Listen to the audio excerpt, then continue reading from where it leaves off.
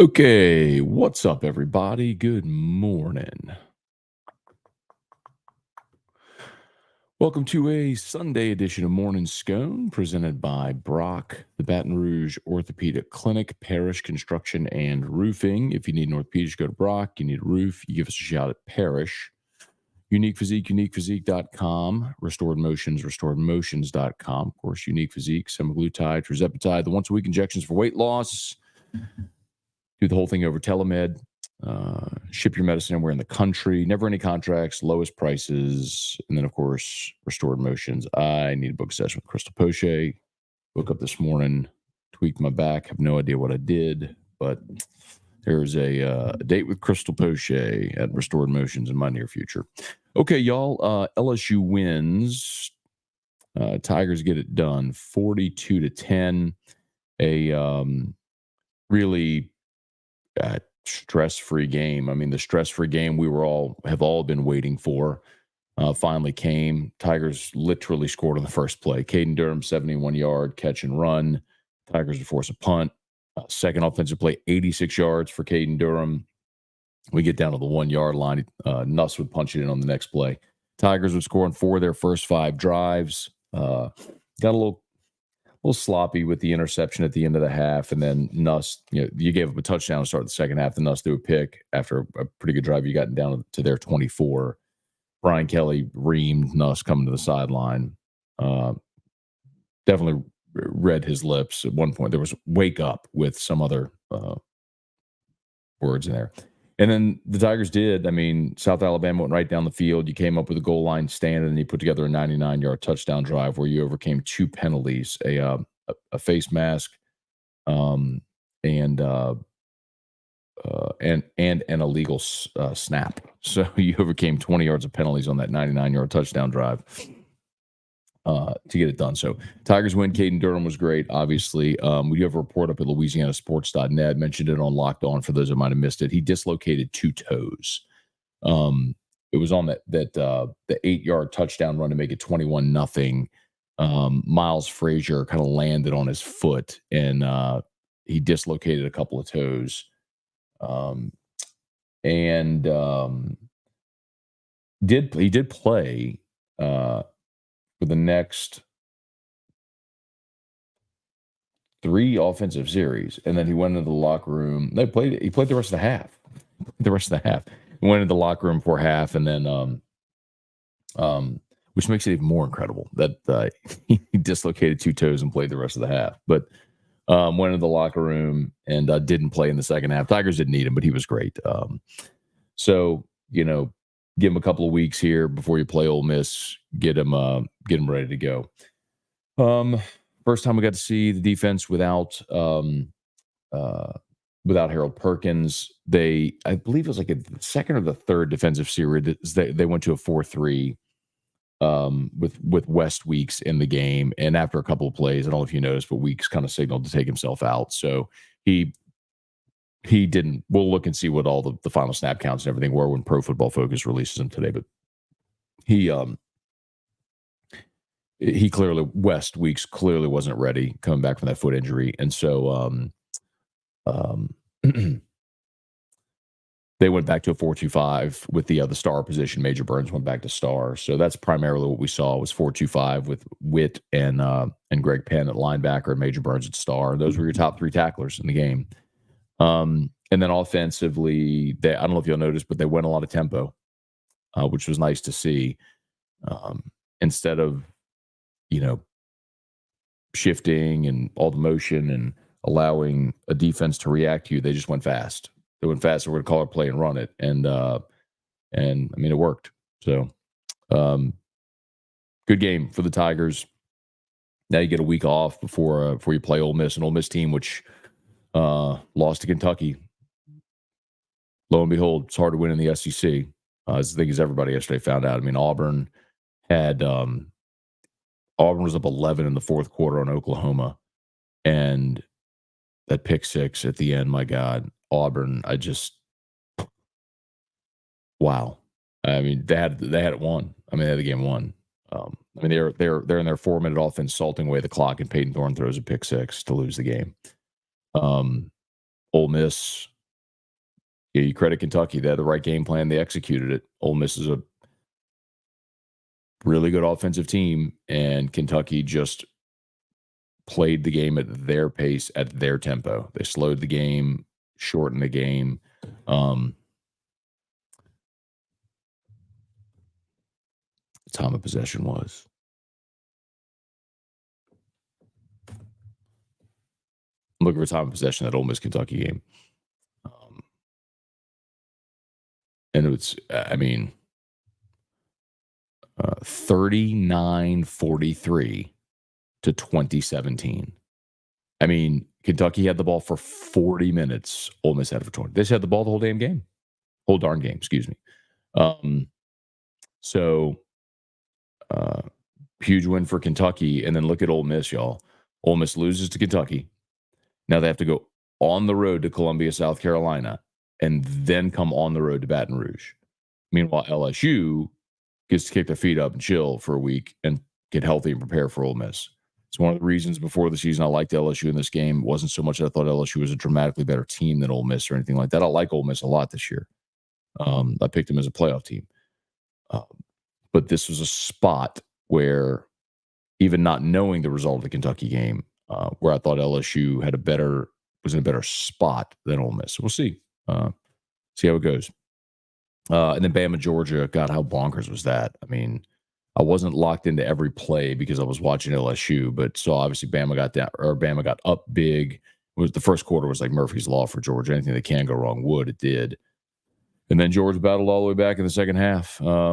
Did what they do to everybody. They just suffocated Alabama offensively in the second half. And the Georgia defense suffocated Alabama and then came back, took the lead, and then God bless that kid, the receiver number 2, Williams from Alabama. What a play on the 75-yarder. So I know everybody's going to ask me about Bama burning and all. I mean, could you ever imagine a world where Nick Saban blows a 4-touchdown lead at home? I was thinking about this last night. I said it on Whiskey and Wine. I think Alabama is entering their Miles era where, like you're going to win. I mean, I've said that forever. Bama's not like they're going to be terrible. They're going to win games, of course. It's just never going to be as dominant, and so much of it's going to be head scratching. And Ryan Williams saved Kalen DeBoer last night from a stain he would never be able to purge. I mean, think about it like this: that 2005 LSU Tennessee game.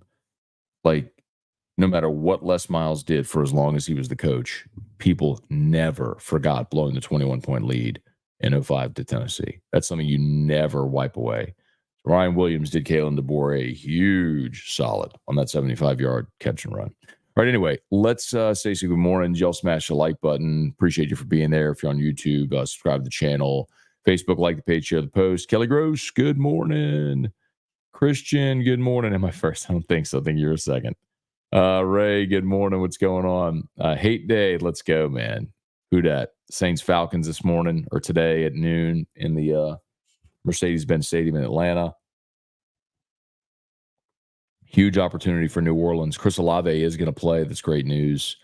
Kamara as well. Huge opportunity for the Saints today. You get this, you go to 3-1, and you're 2-0 in the division. Similarly, if you win this game, Atlanta falls to 1-3, and you have the tiebreaker on them. So this is a massive game. If you lose, you're each 2-2, and they have the tiebreaker over you. So massive game today, man. You got to find a way to go win this game. Hey, John, good morning. How's Drew? He's good, man. Thank you. Very happy with what I saw from the defense. Defense played well last night from jump. I mean, for all the concern all week about South Alabama, man. I mean, yeah, the defense played well. And again, one of the things that we talked about wanting to see was don't allow the big chunk play in the running game. Don't allow the 60-yard run. And they didn't, man. The long run of the day was 21 yards. So they've done a good job of preventing that play where where the offense finds a crease from becoming a change the scoreboard play, which happened against Nichols in South Carolina. Hey, Goose Sports, good morning. Rooney, good morning. Jay Geiger, morning, Scone. Good to see the effort the defense played with. Need that energy when they play Ole Miss. Yes, they will. You need some ball control, too. Juice, good morning. Bright and early. Bright and early. It's 9:20. Christian Geiger, what up, Christian? Good morning. Kelly Presley, good morning. John, Bama Georgia game was drunk. Marcus, good morning. Yeah, the Bama Georgia game, when T-Bob and I were talking about it last night, Whiskey and Wine, people are like, oh, it's a great game. I don't think that was a great game. Just because something's competitive doesn't mean it's a great game. That was sloppy. It was competitive, but it was sloppy. I compared it to like a movie that's entertaining that like would never even come close to ever winning a like an Academy Award. It's like you can be entertained by it, but it doesn't mean that it's it's a quality film. That's kind of what that game was like last night. More Matt, here Cam Jordan called the Falcons fail clowns. I love it. Brian from Hagerstown, Maryland. All right, man. Good morning. Donald, hilarious show last night. Thank you for watching, man. Tate, good morning. Cameron Kemp, Georgia ruined what could have been the best meltdown in history of sports. That's true. Cameron, but for that, when Georgia took the lead, we were on air already on Whiskey and Wine, and T-Bob was like, dude, celebrate. I was like, no. Like, there's 2 minutes left in this game. There is no way. And they missed the 2-point conversion, so a field goal for Bama would have won the game. And I was like, I'll wait another 2 minutes. And then, whatever it was, 2 plays, 75 yards. There was the big bomb to Ryan Williams. And then Georgia got the ball, and then they're driving right down the field. Carson Beck, God, what a nightmarish game to forget. Was it 3 interceptions, a fumble, and he took a safety? I mean, oh, boy. I mean, atrocious. Bubba, morning, Sconers. Can we get E-Rock on a design for a T-Bob Lover, not a fighter themed shirt? That was on Whiskey and Wine last night. Someone asked if me and T-Bob are ever closing to fighting. And T-Bob was like, I'm not a fighter, I'm a lover, or whatever. Jeremy, so disappointed, Matt. Me and my boys are trying to write the next episode of Bama Burning if Georgia would have come back. They did come back, man. They did come back, and they took the lead. But yes, that would have been, had Georgia finished it, that would have been the singular most epic rant I could ever dream in my entire career. Had that happened that way, where Bama blew a 28-point, a 4-touchdown lead at home, and for Georgia to come all the way back and then to give up a 7-touchdown. Oh God, Brett DeGrow, good morning. Randall, oh jeez. Tiger Diver, great win last night. Another off the rails Whiskey and Wine. Yes, that's just how that show tends to go. Brian, what'd you get away from Georgia Bama game?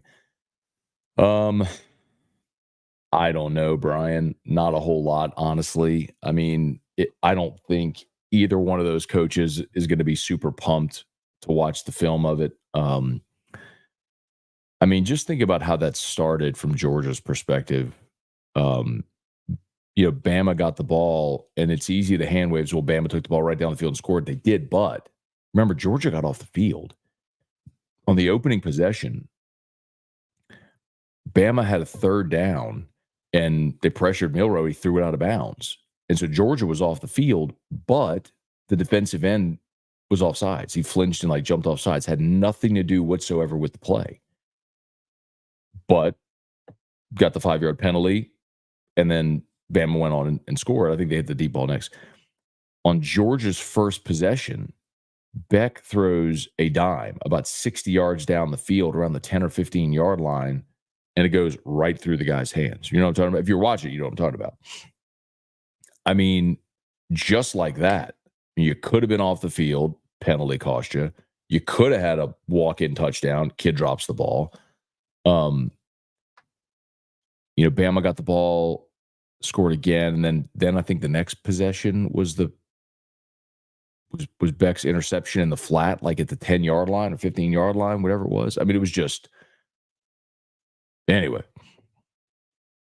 It was crazy. It was a Murphy's Law type thing. Like anything that can go wrong will go wrong. And it did. And in spite of that, Georgia still went in the locker room, settled themselves, came back, and just what a game. Uh, it was comical.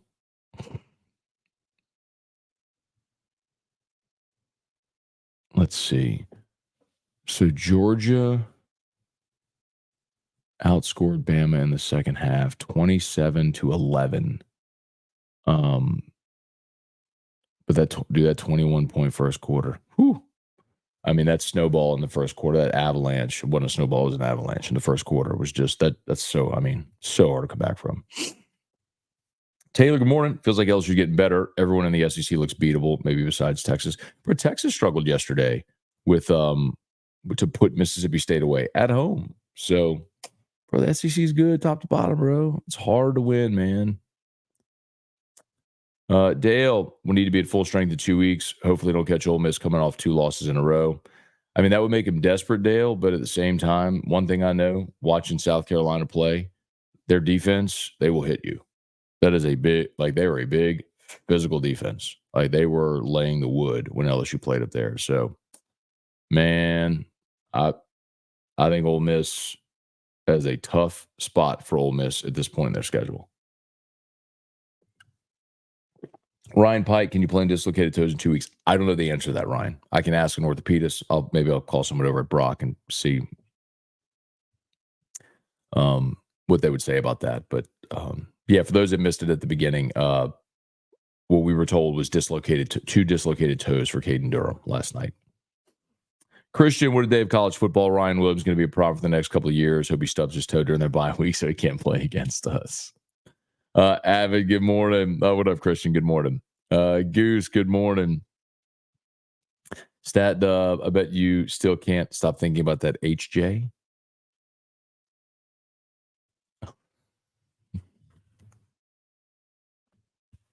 Hey, morning Scone. It's family friendly. This is not whiskey and wine. Melody, good morning. Getting more encouraged by the week by our Tigers. Yeah, it's the thing. Teams are allowed to improve. I think very clearly they're learning more about themselves. I think you're settling in defensively. We saw a really good play last night from Ahmad Bro and Dom McKinley. Dom McKinley played well on the interior. I wish this team had Jacoby and Guillory and Harold Perkins and John Emery, but you don't. So you're learning what life is like without those guys, and the tempo offensively was a big piece of their success. I'm curious how much we continue to see them, because the challenge with that is, look, you can go tempo, but if you go tempo and then you're 3 and out, then your defense is right back on the field. That's always the challenge with going tempo offensively. Chase Michelle, good morning. Who dat? Tate Granger, I was at the game. Durham looks faster in person. He's the next stud. Pretty clear he's just got that next gear. He was a 10-3 guy in the 100. He's got legit track speed. And when he's in the open field, he's obviously going to be tough to catch. The other part of it is just like his lower body strength, his balance. Whenever he gets hit, he stays on his feet. It's just that's challenging for an opposing team, obviously. Thad, good morning. Brambo, Ole Miss will be easy. I don't think Ole Miss will be easy work, bro. I think Ole Miss's offense is going to come in here and score a lot of points, but it's not. But it goes to show you it is doable. Austin, good morning. Yesterday was a wildly entertaining day of football. Defense played well without Perkins. They did. But just to be very clear, I think if Harold Perkins was on the field yesterday, he's also a double-digit tackle guy in that game, just the nature of the way the game was played. Tony, good morning. Ryan, morning, Matthew. After the Ole Miss loss yesterday, that game in Tiger Stadium doesn't seem as daunting. That's exactly what I tweeted as soon as that game ended. And a lot of people mistook that for me to say, well, LSU's definitely going to win. It's not what I'm saying. I'm saying it feels more attainable now, doesn't it? 24 hours ago, I don't think there's many people watching right now that would have thought LSU was going to beat Ole Miss. And you still may not think they're going to win that game, and that's fine. I don't know if I think they're going to win the game. I might still pick Ole Miss to win it, but we all, I think, undeniably feel differently about it after watching Ole Miss for the first time this season go up against an SEC squad, and not Furman and whoever else they played, where they're scoring 70. All right. And then you go play an SEC defense and you lose on your home field 20-17. Like,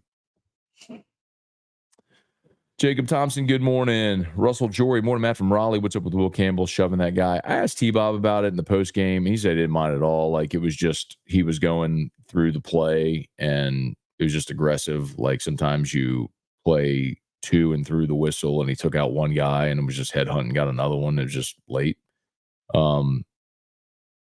He said, T-Bob said the thing that he'd be more concerned with are like the false starts and that sort of stuff, which I get that. I mean, that was an aggression penalty and you can fix that. So I don't mind a big guy like that playing with some aggressiveness. And LSU overcame it. Austin, let's see, Ole Miss and their fan base celebrated like they won the Super Bowl as they're scoring the go-ahead touchdown and faked injuries. I took great pleasure in watching them lose. That is something because Lane Kiffin has been the guy, seriously now, like, and I'm not just pointing the finger at Lane because everybody does this. Lane Kiffin's been the guy that has been very outspoken against the faking the injuries, to get a timeout to slow a tempo offense. And then his team was just flat out doing the same thing. So it's like, come on, bro. Good for the goose, good for the gander type thing. Mark, was this the first time this year LSU covered? Yes, it was. They were 0-4 against the spread. First time they covered. Hey, Robert, good morning from me and Landon. Good morning, Robert and Landon. Hope you're all having a great Sunday. Man, Robert, hope your recovery's going well, man. Let's see y'all and talk to y'all soon. Make defense great again. Morning, Matt. Has Chris Hilton been practicing? Hopefully he hasn't had minimal reps going into Ole Miss and won't be too rusty. Yes, a little. He dressed last week, and I think yesterday, as I kind of understood it, that maybe Chris didn't feel great yesterday and so made the decision not to dress. And like, I can understand, man, he's coming back from a tough injury, and do you really want to run out there if you're not feeling yourself, especially against an opponent where you don't need to be out there? I can understand it. I think the rust question is a fair one. You're 5 games into the season now, so. But I think this. If I just pulled a Sean Payton, I think this. If that were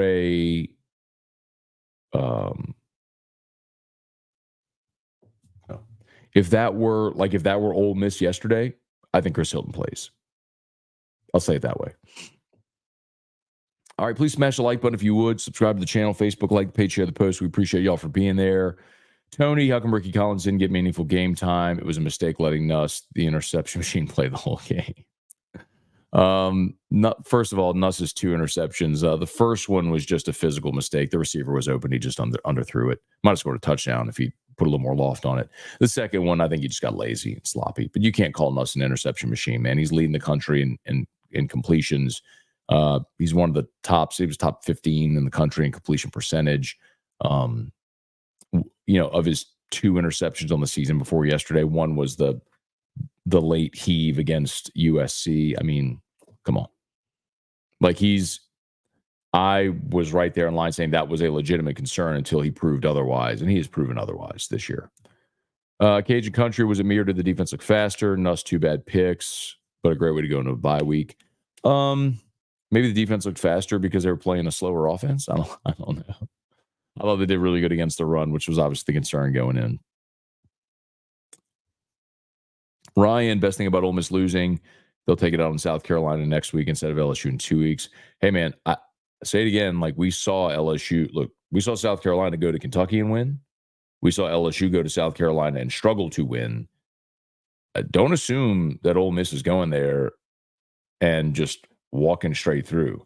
And remember, South Carolina had an open date. So Ole Miss had to play a physical game against Kentucky, where Kentucky dominated 40 minutes of time possession.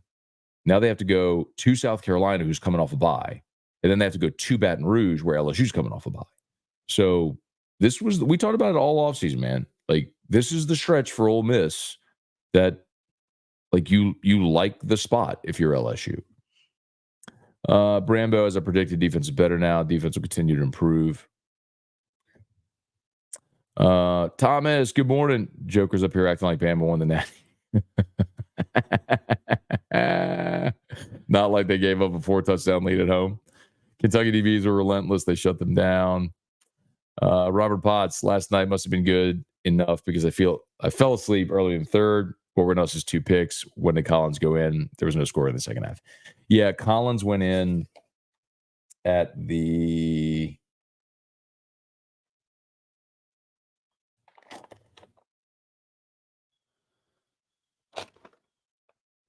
Collins went in at the 6:38 mark of the fourth quarter.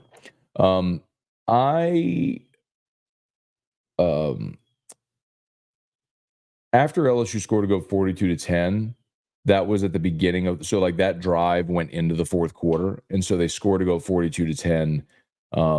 South Alabama went 3 and out. LSU got the ball, and Nuss went back out for that possession. That's the one where I might have gone to Collins there, but Collins went in and played the last 6 minutes of the game. Looked pretty good. Ricky's a good athlete, man. He's got a live arm.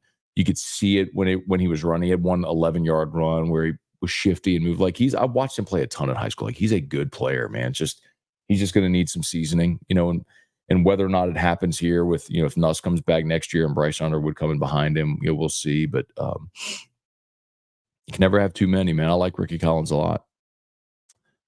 Spectrum, Matt, you were a little off on Milroe. He had played Georgia's quarterback. First of all, I have no feeling whatsoever on Carson Beck. So this isn't a comparison, Milroe to Beck. Jalen Milroe is an outstanding athlete. Like, his legs are a superpower in the college game. I've always said that. My point is Jalen Milroe, as a passer, I don't believe is an NFL thrower of the football. That's my point. There are plenty of guys who've won games at the NFL level at the college level playing quarterback that weren't great quarterbacks. Tim Tebow, I think, is the greatest college football player I've seen in my lifetime. He was not an NFL quarterback. You can function within an offense when your talent, especially your receiver talent, is better than everyone you face. When Jalen Milroe can throw a jump ball and Ryan Williams catches it on 2 deflections and turns it into a 75-yard or whatever, like, that's not that Jalen Milroe threw a dime and hit a covered receiver in stride, like dropping a ball in a bucket. That's, you have a better receiver than the other guy. In the NFL, those windows shrink. That's the point I'm making. That's all. But it has nothing to do with Carson Beck. I have no strong feeling one way or another about Carson Beck. Like, I think he's got a great arm too. Scouts love him. Fine. I don't have a strong feeling about Carson Beck at all.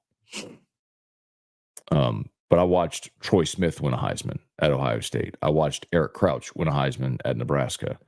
I've watched plenty of guys who are very good college quarterbacks function within a college system that were not great quarterbacks, but they could function in that system at the college level.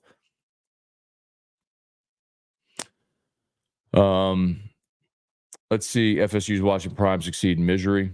Hey, man, that's a huge win for Colorado yesterday. They went down to Central Florida as a 2-touchdown underdog and put it on UCF.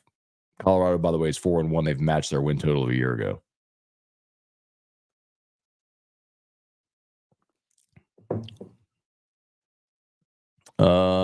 Jeremy Sagely, good morning. Christian, South Carolina's coming off bye. I mentioned that.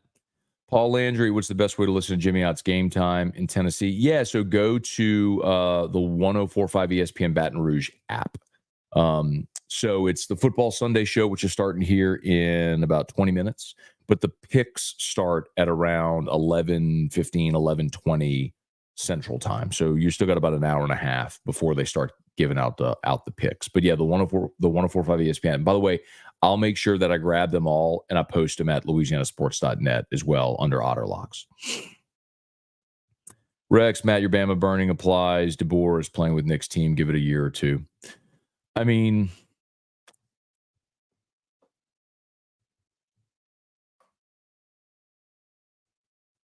they had massive turnover from last year. Now, obviously, Milroe was there. Booker, the guard, and the left tackle from Iowa, Proctor. Some of those guys were there. But the thing that, like, you can't forget is Georgia put up 34 points in 3 quarters and 519 yards. The hallmark of Nick's teams, their defense is just. I'm going to workshop this a little bit, but I think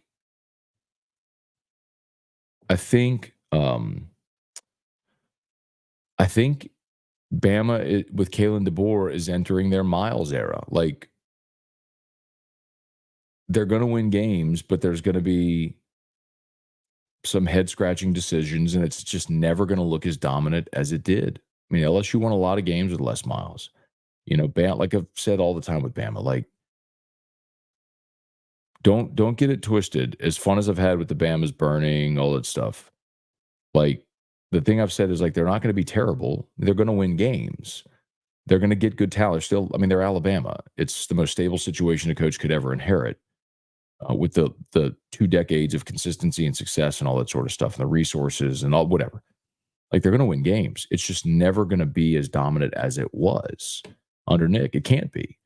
And I think they're entering their Miles era where Les won a lot, but boy, there was a lot of head scratching wins and decisions and things like yesterday. I mean, can you imagine a Nick Saban team being up 28-0 on their home field and blowing that lead?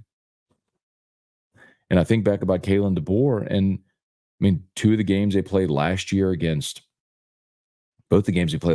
when he was at Washington against Oregon were that way. And they had the big lead in the Pac-12 championship, blew it. Oregon came all the way back, took the lead, and Washington ended up winning. It's similar to last night. The Apple Cup last year, I mean, they were outplayed by Washington State. Got very lucky. I think Washington State missed a field goal at the end. I just think that they're in for a lot of that. Oh, my back's hurting. Hal, Georgia quarterback's not a Heisman candidate. I mean, I don't know if you could play like that last night in that game. And I agree with you. But, I mean, I never said he was. 44, the legendary Saints are going to have to create some blocking schemes, generate pressure on Kirk Cousins, and have a shot to win. You know what I'm interested in today? So Ross Jackson had a really good piece up at louisianasports.net. All of our Saints pregame stuff is up if you want to check it out, louisianasports.net. Ross wrote a really good piece about the Falcons pass rush.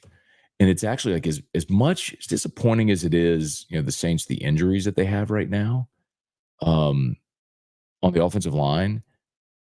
One of the things, here you go.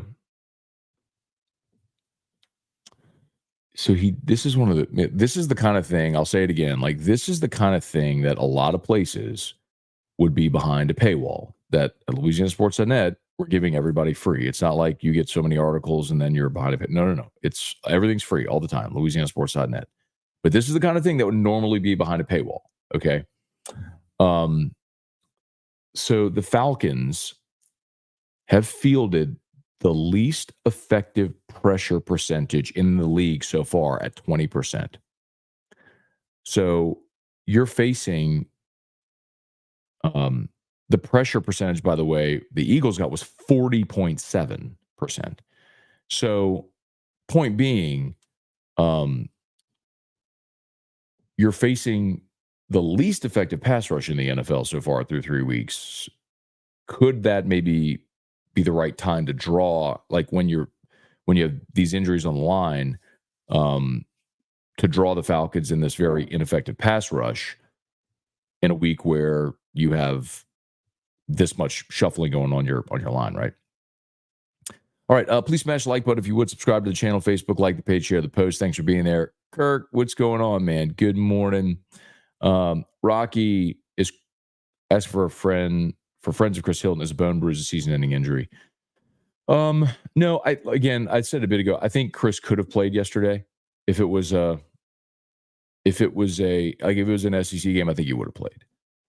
But it was one of those where if you don't feel right, do you get out there in that game where they don't really need you? Or do you give yourself the extra time to make sure you're as close to 100% when Ole Miss comes here? Goose, Rick Hess, Kurt, cooking some dirty birds today. Let's see. Nussbus has some wheels. I scored a couple of rushing touchdowns. How about it? Destin Tiger, hope Drew's doing great. He is. Thank you so much. Do you see Kamara's usage going down? I hope so. Without Taysom, because let me rephrase that. Like, not because I want Kamara to touch the ball less.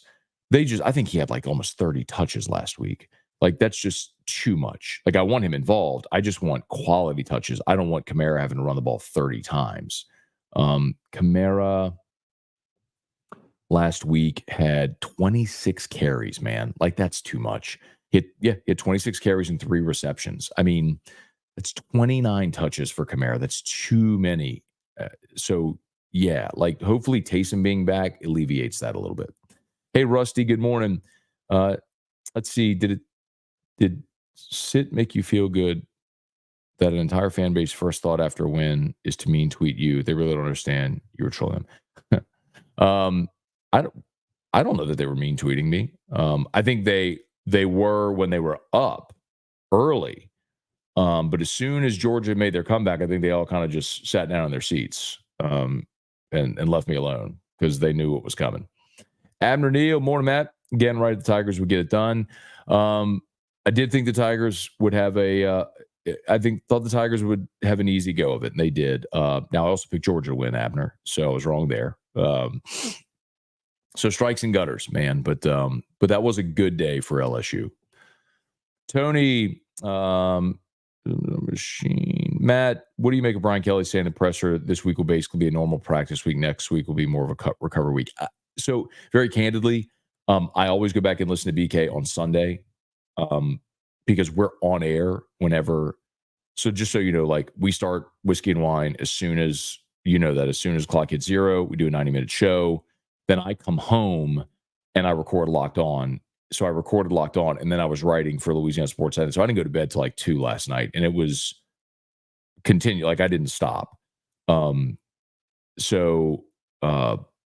didn't listen to BK. I'll have to listen to it today to see what he has to say. But I'm sure he has his structure for how he would handle an open date week and what it is. Mike, good morning. I feel better about our chance against everybody after watching SEC teams play. It's typically how it goes, man. The first time you lose or struggle, it's the where's a win? Show me where's a win. Well, then you start playing games and you realize you keep learning more and more about teams, and the season is constantly evolving. It's so hard not to be prisoner of the moment because we're all so emotional about it. But I guess doing this for so long, it's taught me to be less emotional and more even keeled. I know that annoys people a lot of time because you want me to react the way that fans might after a loss or after a win. And the truth is you just never get too high after a win or too low after a loss. You try to stay more even keeled. T-Bob needs a timeout after last night. I'm going to have to go back and listen. I don't remember him saying anything that bad. Jonathan Martin, what's good? Emmett Bean, good morning, Emmett. Pastor Brandon, good morning, Matt. Is it just me? Can you put on the Saints injury report with even a hangnail or a headache? Can you get put on the injury report with a hangnail and a headache? When does an injury become a legit injury at NFL teams? Pastor Brandon, I don't think the Saints are lying about any of these injuries. I think this has been a real thing for them this year. Like, they've had legit injuries, and you have to disclose injuries per the NFL. So, I mean, all that is. Good morning. Huh? He just woke up? Oh, good. I don't know why I couldn't do that yesterday. Joseph, good morning. Hey, David Tolson, good morning. No, Mr. Days Off. Go Saints. Who dat? Gary, morning, Uncle Scone. Pretty impressive win. Finally came together. Good one to go into the open date with as well. Hey, Mike, thank you so much. Appreciate it, man. Luke, good morning from Kuwait. All right, Luke, good morning, man. Thank you for your service. Be safe out there, man. God bless you. Go Tigers. We appreciate you for checking in, man. Gridiron, good morning. Cortland, Patrick, morning, Matt. First LSU game of the season. Notice the WW banner going around the stadium. Yeah, y'all do me a favor, man. Thanks to everybody too for that. Those of y'all who have seen the whiskey and wine banners, the AFR banners, who've snapped a picture and sent them or tweeted them or anything, that's awesome. Really appreciate it. So yeah, so guarantee, of course, we are the official partner of LSU Athletics. I mean, we're the flagship. So we do get as part of our partnership, we do get signage on the ribbon boards in Tiger Stadium. So like there's an AFR with Matt Moscona graphic, there's a whiskey and wine graphic. So you do see, you will see those in Tiger Stadium. So yes, that's cool. Thank you for noticing. Taylor, after a month or so of football, how many SEC teams do you think make the playoffs? I think 4 or 5 could be a possibility. Taylor, I've always said pretty consistently, I think 3 is the minimum when you'd bump to 4. I just find it very hard to see getting to 5. And the reason is, you're going to have your one conference champion locked in. So there'll be 4 conference champs, the G5 auto bids. That means you have 7 at-larges. If you're projecting the SEC to get 5 teams in, what you're saying is 4 of the 7 at-larges are going to go to one league. And I just find it may happen that way, Taylor. I find it hard to believe that group of people sitting in that room is going to get to that point, especially because the things we often ignore, like we just assume, oh, this team's better. They might be. Like an SEC team, a 9-3 SEC team might be better. But like I did this exercise before the season where I went back and looked at, okay, who are the top 11 each year of the playoff? How many SEC teams are in the top 11? I said 11, remember, because you get a G5 auto bid and they're never in the top 12. So who are the top 11? How many?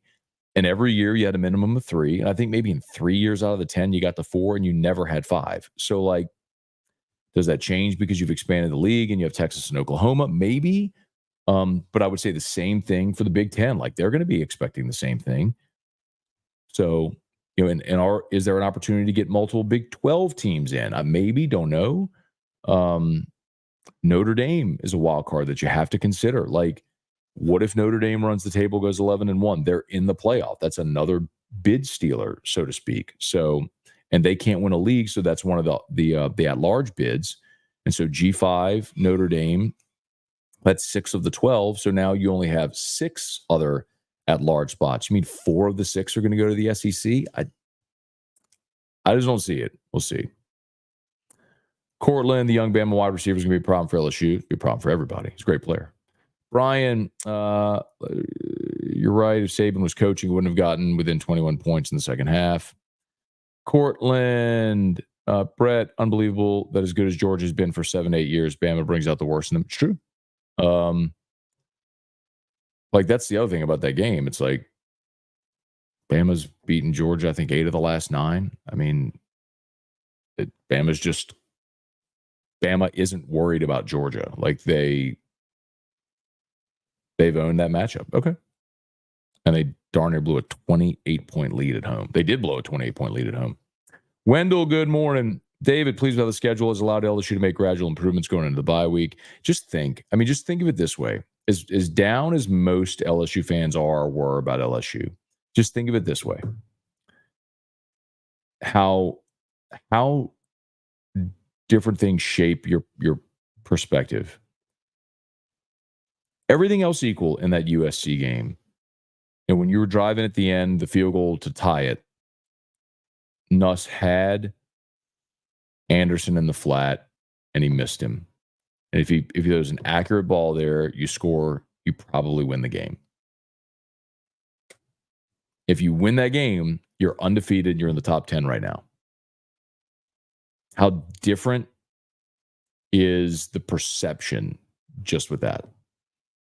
Winning masks deficiencies, losing magnifies them. And so LSU for the last month has been in a spot where they have magnified their deficiencies because of the result of the USC game.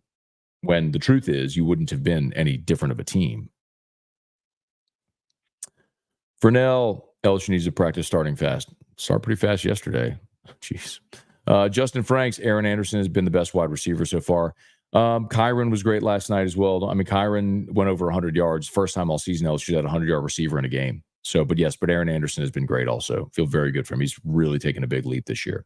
Jesse, hope we find a way to beat the Falcons, but I'm not optimistic. Kind of there with you, man. I did pick Atlanta to win the game. I think I picked it like 20-12, low scoring game. I like the under in this game if you're going to play it. Fabian, 45-32. I don't think we're going to see that many points, man. Tony, he's okay. Not sold on him. I don't know what y'all talking about. Deltona Doug, crazy. The two best receivers in the country are true freshmen. Williams and Smith are incredible. Subjective perspective collective. Okay. Nolan's baby chopper style. Club, good morning. College football is pretty wild. Always is, man. I know Luther exits, but the two freshmen are at least top 5. Bryce Hall, roll tide, Matt. Gosh, this guy is such a fool. Okay. I mean, you're talking about me? So, like, you're talking about the team that gave up a 4-touchdown lead on their home field last night? Because that happened all the time under Nick Saban, right? Didn't it? It's so funny, man. Like, Alabama fans who are so consumed with me will never cease being funny and amazing. Like, they're such an insecure lot because they've lived a charmed existence for the last 20 years.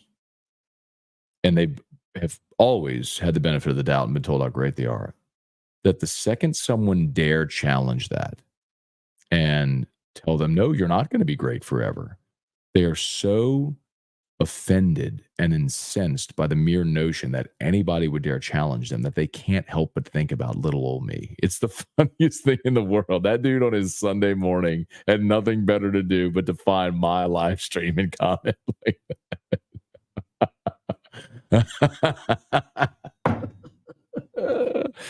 That is the definition of living rent-free in somebody's brain. Cortland, I think if Napier gets fired next weekend, Kiffin's name starts swirling. It might get in their heads.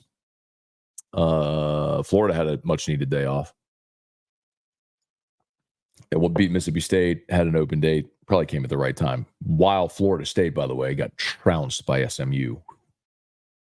Shane O'Mac, Chef reporting Olave will test the hamstring in pregame, says team is confident he'll play. Yeah, we had that report up at LouisianaSports.net as well, by the way. Craig Duga, so sad as it sounds, kind of took a stop back from booting up. Did my ears deceive me, or did Hunt casually mention on the pre-show that McMahon pulled in 3 top 60 recruits? We were yeah, I actually saw Tasman Mitchell last night too, man. Tasman was at Don Juan for a little while. Good to see him. They're pretty confident, man. They have a competitive basketball team. You know, they went from year 1, which was a total wash, to year 2 going 500, to this is a team that this should be a tournament team. So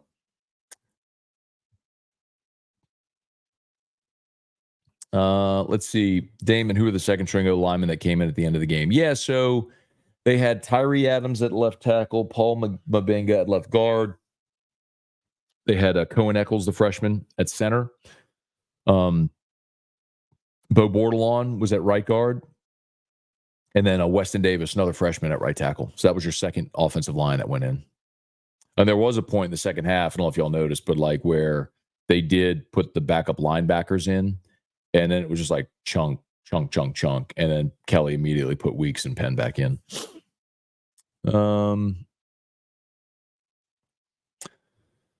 Brand, good morning. Baker needs to study the heck out of the Georgia defensive scheme against Bama in the second half of last night's game. Granted, LSU doesn't have the dudes to probably execute it like they did. That's true.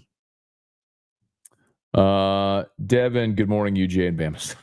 I don't know that I would say either of them sucked, but that was definitely not a clean football game. It was entertaining, though. Tom Grandin, good morning.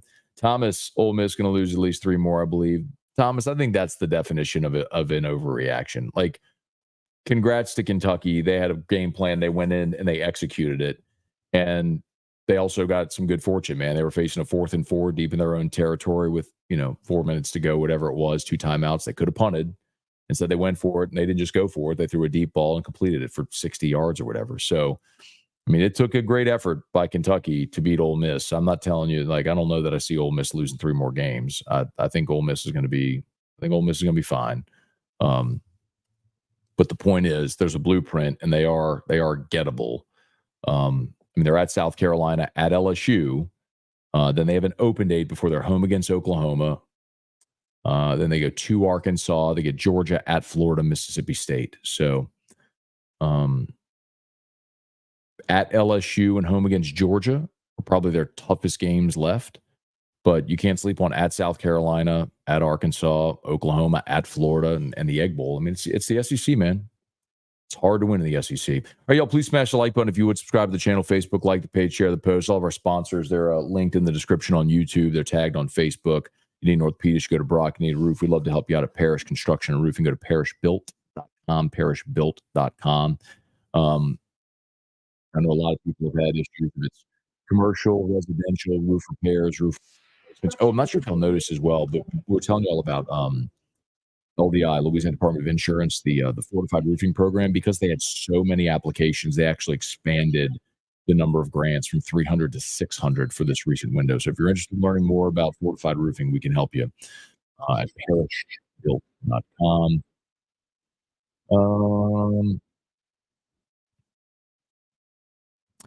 Brian, if LSU splits with Ole Miss and Bama, do you think they make the playoffs?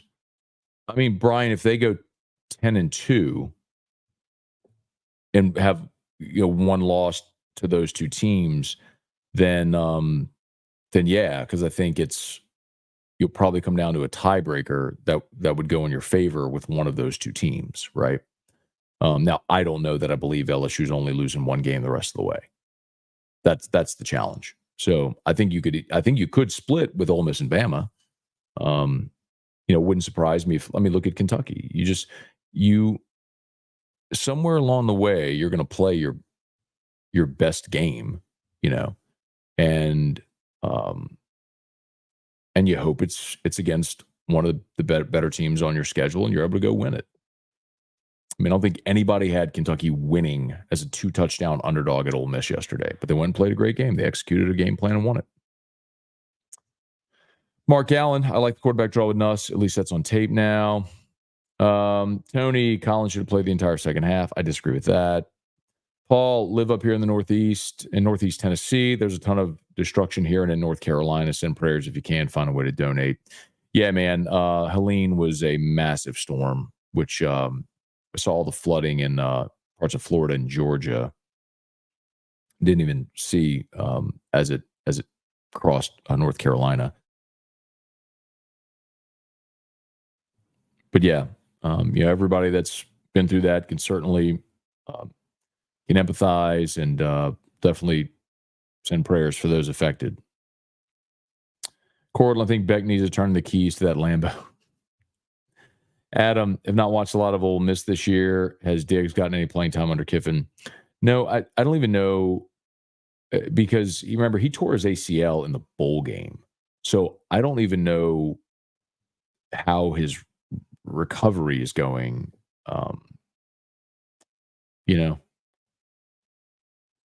So no, I guess my point is, say, I don't even know. I don't think that he's ready to play, that he's cleared. Danny Werfel, you must never stop working. During football season, it feels like that a lot, Seth. But it's okay. I love what I do.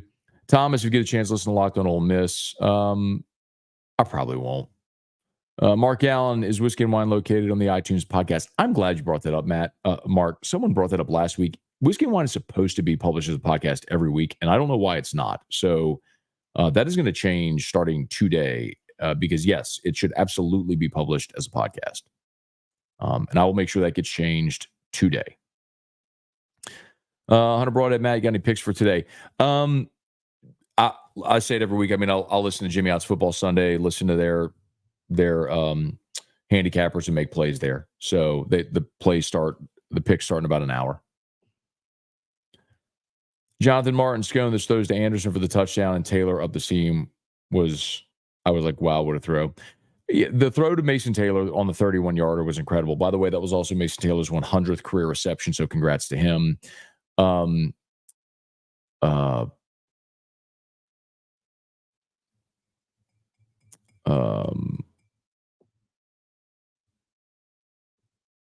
the Anderson touchdown. Oh, yeah, that was a tight window throw.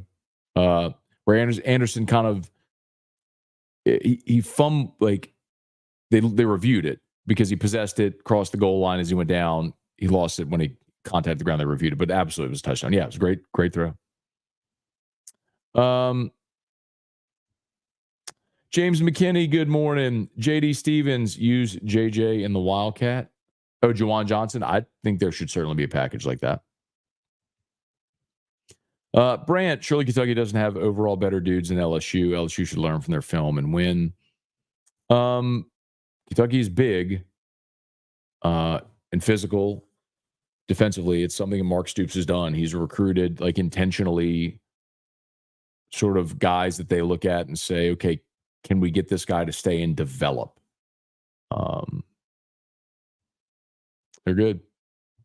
Devin Johnson, good morning. Kyrie, good morning. No McCoy, I'm worried. I mean, I'm there with you last week. Yeah, Dale, Kirby's 1-6 against Bama. I mean, that's a team that they just have struggled to beat. Hang on one second, y'all.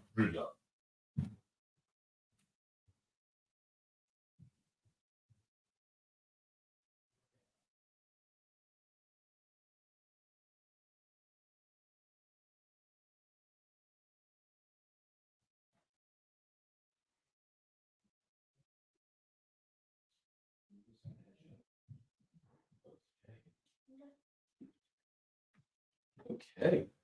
Look who we got here. Who do we got here? Dad. Huh? Who we got here? Come see. Dad. Okay. All right. What do we say? Oh, that light's going to be bright. Huh? Let me turn off the light. Okay.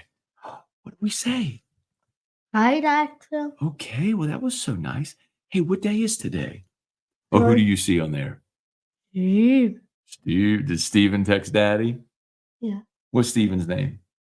Steven Robert Mumford. Steven Robert Mumford. Hey, Mama. I know. Why couldn't you sleep like that yesterday, huh? There you go. Okay. All right. Kyrie shout out Kentucky made our lives easier. Austin, when Bama wins, it's fun to troll them and Bryant Denny Stadium. Yes.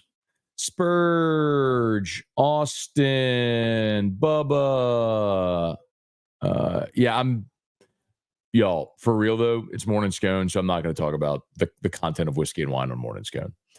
Bama allowing that type of comeback gives me some confidence. It should. Like, they are a very flawed football team. There's things they do well. They're very flawed, and they will lose games this year. Games, plural. They will lose games this year. And I will be there to celebrate every time it happens. Jesse, T-Bob owes you a lighter. So T-Bob was trying to use do a bit to burn. He was going to burn the USA flag. He had a South Alabama flag. He was going to burn the USA flag. And he was trying to like and so he had my lighter and he used all the butane in it trying to do that stupid bit. And so then I had to use matches to relight my cigar. Anyway, yes. The T-Bob experience. Will Addison, do you think LSU's defense has improved? I mean, I thought they were so a couple things, because that's a layered question. They're pretty good against SC. Let's not forget that, okay? That's a Lincoln Riley offense that you held to 27.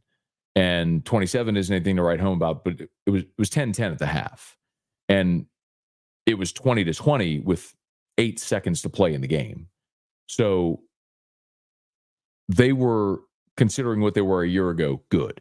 Now, against USC, Sage Ryan took 51 snaps at outside corner. He's taken 1 snap at outside corner since. So you have you got Zy Alexander back. You also have lost Jacoby and Guillory. Now you've lost Harold Perkins. So has the defense improved? I think they continue to learn their personnel. Ahmad Bro is playing a lot more. You have Dominic McKinley back. You're obviously going to see a shuffle at linebacker with Perkins gone now. But yeah, I think you're learning more and more, you're learning more and more about your personnel and how to use them. And for everyone who's like, oh, you should know that coming out of fall camp because of what, I think literally every coach every year continues to learn more about their team and evolve and develop as it goes. Like, Caden Durham's a great example of that. I went out to every practice. I would have never told you after watching a dozen fall camp practices that Caden Durham was going to be this as a freshman. Like, there's nothing anybody saw in fall camp that would have led you to believe Caden Durham would be this good. But the lights have come on, and when he's gotten his opportunities, made the most of it, which is awesome. So you learn about your team as you go play games. Todd, good morning. Concerned about the secondary. They won't make plays on the ball. They're just LSU safeties can't cover. It's that simple. LSU safeties cannot cover. So that's going to be a problem. You're going to play too high safety, and you're going to just try not to get beat deep. I just think that's LSU's lot defensively this year until you can get better. I think Deshaun Spears is going to be a really good player. He's going to keep getting better. You've got help on the way. You could certainly hit the portal again next year, but that's just part of your issue right now is you just don't have great safety play. Rex, I have to give you credit. When Georgia went up with 2 minutes left, you didn't celebrate. Bro, there was no way. With the way that game was going, I mean, there was no way I was letting myself get caught in that. Bro, that's years of experience to know, man. I was not letting myself become a meme. No way, dog. So it had like on Whiskey and Wine when Georgia took the lead, T-Bob was like, celebrate something. I'm like, there's 2.5 minutes left. There is no shot that I'm celebrating yet. And when they missed the 2-point conversion, it was a 1-point game. So a field goal wins it for Bama. I was like, nah, man, that's just, and of course they hit the 75-yarder. So NFL bets, they don't have them yet, y'all. Again, Jimmy Show, they'll start the picks here in about 1 hour. And we'll get all the picks then. I'll tell you what, I told you I will post them under Otterlocks at LouisianaSports.net. So if you go to LouisianaSports.net, there's a sports betting tab. I'll post them all as they give them.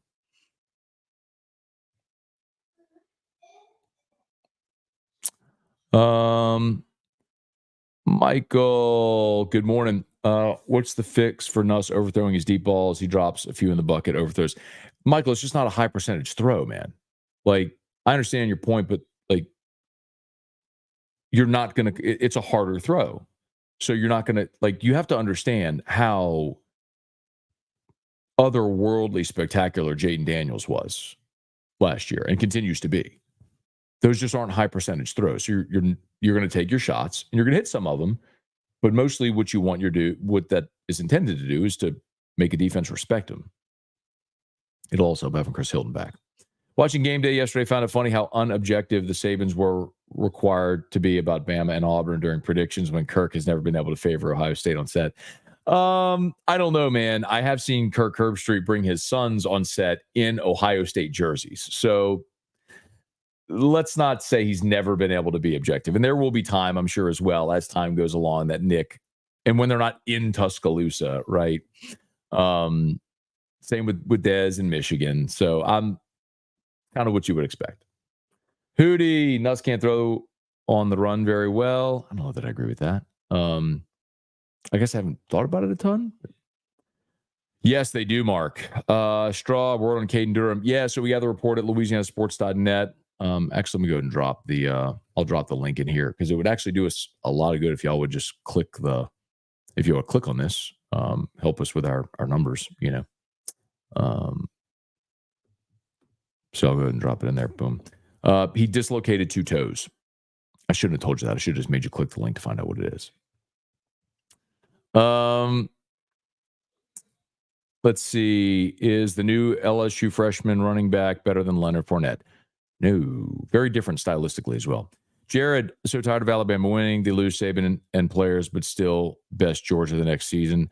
Yeah, good for them, man. That's a nice win against a team that they've owned.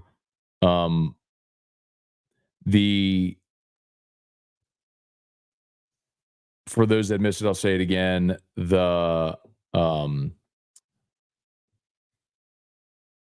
first quarter of that game was like Murphy's Law. Anything that can go wrong would go wrong. And it did. And it dug Georgia a huge hole. And they dug all the way out of it. I mean, they took the lead with 2 minutes to go in the ballgame, which I think is, if you're an Alabama fan, that should be the most concerning part. Like, you won the game. Great. So, I mean, you're a fan of a team. You should celebrate a win, of course. And that was a crazy game. But allowing Georgia to dig themselves out of a 4-touchdown hole on your home field, let me ask you, think of it this way. What if that was a Les Miles coached LSU team where that happened? What would your thoughts be? That's what Alabama should be thinking today. Deborah, good morning. Jeremy, good morning. Leon, morning, Matt. If that Ole Miss team shows up against LSU, we're going to kick some butt. Goose, XR. Is that why you texted me? I was trying not to answer text messages. Okay.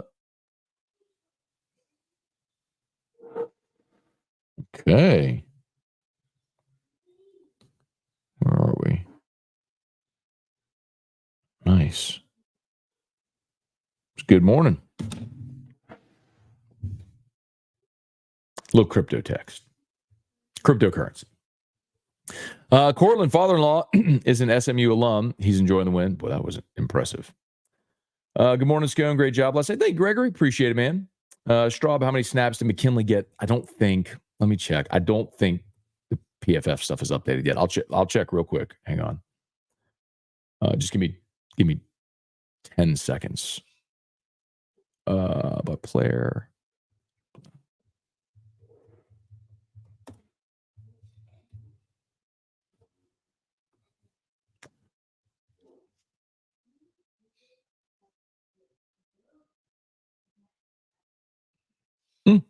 There you go. It is up. 17. He took 18 snaps against UCLA, 17 snaps last night. He took 12 at left defensive tackle, 4 at right defensive tackle, and 1 at nose. So he took 7. Dominic McKinley took 17 snaps. So 20 against UCLA, and then 17 last night.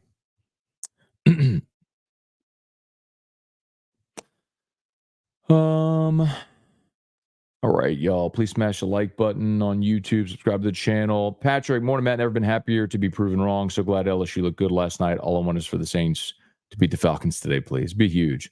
You said you were happy to be proven wrong because you were worried about South Alabama. And that's one of the things I'll consistently tell y'all. Like, everybody that all week was all worried about South Alabama, y'all. Like, I get it, man. All up in your emotional feels. How about Kentucky? Yup. Cortland, LSU's quarterback, is better than Kentucky and can probably score a few more points against Ole Miss. I agree with that. Gregory Gordy, who dat? There we got all the Drew comments coming in. Yesterday didn't matter if you really think about it. What do you mean yesterday didn't matter if you think about it? Where are we? Michael Cook. Matt, it appears you've reached a point where you need a comment screener. I volunteer as a tribune. What comment should I screen? I mean, I'm looking at them all here. I mean, I could screen them. One Nardi, what's up? Good morning. Jeff, what up, my dude? Good morning. Austin, imagine a morning A-Bear or morning bear show. Wives and kids would listen to terror. Nah, man. He can behave. Scone and Tea is a family-friendly show. So he can behave. Jordan, Harold Perkins could cover if he were playing safety like he should have been instead of wasted as a linebacker. I don't think he was wasted as a linebacker. And I don't think he would have been an every down safety either. Mark, coaching on defense has improved. The defense doesn't look lost. The cavalry is coming. So Calvary is the hill where Jesus died. That might have been an autocorrect, but anyway. Jaden Rossi was, man. It's incredible. God, it was so fun to watch. GameCube Gamer Morning, do you think Lane will take the Florida job if offered to him? If Ole Miss misses the playoffs. You know, so I don't know the answer to that. What I can, the context I can provide is this. So I know that Lane, when, 3 years ago, when LSU and Florida were both open, he didn't get an interview for either. And he was very upset about that and made that sort of known in circles. He did not love being in Oxford, small town in rural northern Mississippi. I just don't think for a guy that was the son of an NFL coach who had lived in LA, he was the USC coach. I don't think that's what he wanted. As I understand it, he has become very comfortable there. And I don't think, I think it's just different now than it was 3 years ago. So I don't know definitively that he would leave. What I will say is Florida has resources, but Ole Miss has invested a ton of resources into him there. This is an all-in season though for Ole Miss because I don't want to say it's a exact parallel, but it's kind of like Florida State. Florida State last year was all in on that team. They had the right team. They had the right schedule, the veteran quarterback, all the NIL deals, talent came in. Like they were all in last year. And look at what's happened. And I think something similar is going to happen at Ole Miss as far as the exodus of talent after this season. I mean, you were losing everybody after this season. So it might be one of those things where like this was their moment. And if you're looking for an opportunity to pull the escape hatch, this could be the year to do it. Is Florida the job he wants? I don't know. Anyway, Damon said no excuses not to get Jacoby Matthews. Yeah, I don't know about that, Damon. So Jacoby Matthews is the kid from Ponchatoula who is a 5-star safety who went to A&M who's not playing football right now. He was one, as I was told, that sort of just didn't conform with Mike Elko. And so he's not on the team. He's not playing football. He couldn't transfer within the league because he missed the early portal window. And so as I understand it, Jacoby Matthews just isn't playing football right now.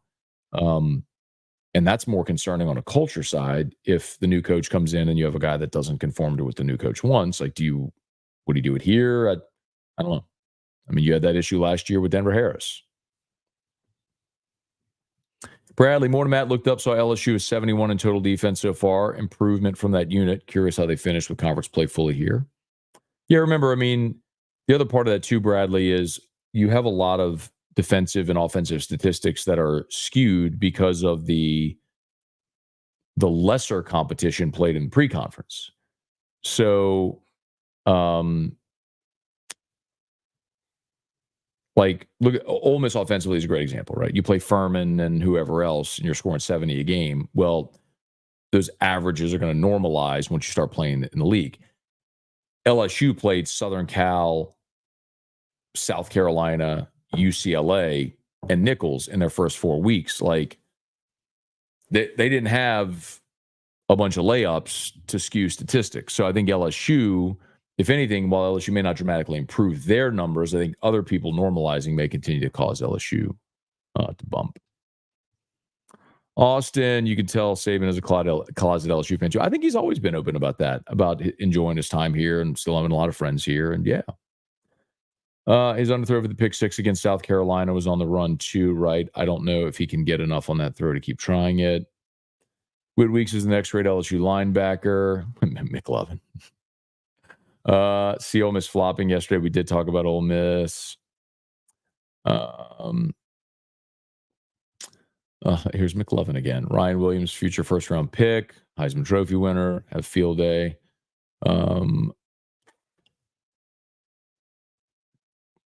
Yeah, that happened. Ryan seems like the defense plays more like a team without Perkins. I think this is a fan narrative that has started that I think is just wrong. I don't know how you're looking and saying they play more like a defense. Last night you were facing a team that was a spread you out to run it offense that featured your fast athletic linebackers. And if Harold Perkins had been on the field, he would have been one of those fast athletic linebackers like Wood Weeks and Greg Penn were. Major Burns was was right there as well. Major Burns, I think, might have been your third leading tackler. And like he was on the field at the Star because Perkins wasn't there. So it is certainly plausible to think that Perkins would have been right there making near double-digit tackles last night. So I don't think I just think that's a fan narrative that fans have convinced themselves of, where you've painted Harold Perkins as this incompetent piece that they were trying to figure out what to do with. I think he's just a valuable piece that they moved all over the field, and teams had to account for. I don't think last night's result had anything to do with it. You're not better without Harold Perkins. You're not. You're not better without a dynamic athlete like that on the field. You're going to look different. And I hope they can make it work.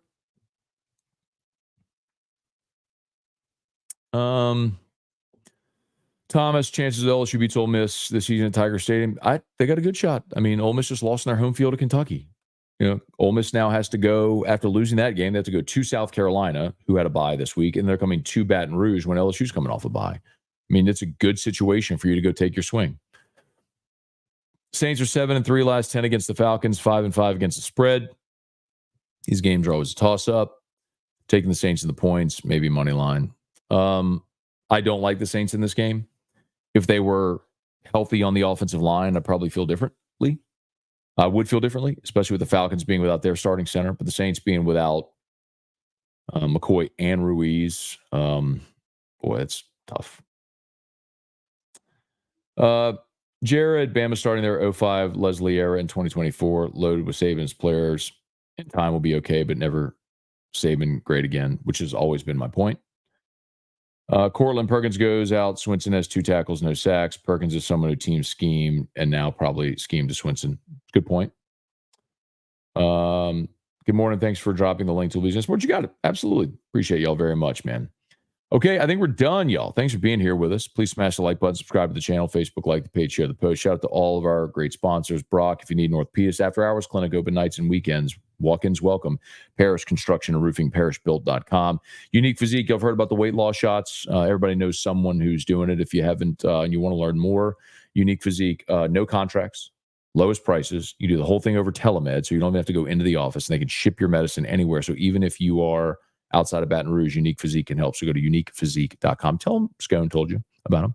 And Restored Motions, restoredmotions.com. I definitely have a session over at Restored Motions with Crystal in my near future because my back's hurting right now. So Restored Motions, restoredmotions.com.